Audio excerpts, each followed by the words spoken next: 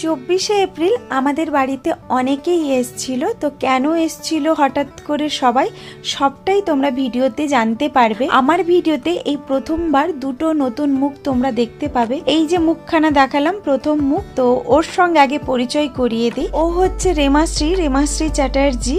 ওর ইউটিউবে চ্যানেল রয়েছে, তোমরা অনেকে হয়তো জানো। ও দারুণ দারুণ ভিডিও বানায় আর ভীষণ ফেমাস। তারপরে যে মুখটা দেখালাম ও হচ্ছে রেমাশ্রীর দিদি, এই যে হাসছে, সোমাশ্রী। বাকিদের পরিচয় আর নতুন করে করিয়ে দিলাম না, কারণ তোমরা যারা প্রথম থেকে আমার ব্লগ দেখে আসছো এদের সবাইকে তোমরা চেনো। সোমাশ্রী আর রেমাশ্রী ওদের বাড়ি কলকাতা। ওরা কলকাতা থেকে এগরা এসছে একটা বিশেষ কারণের জন্য।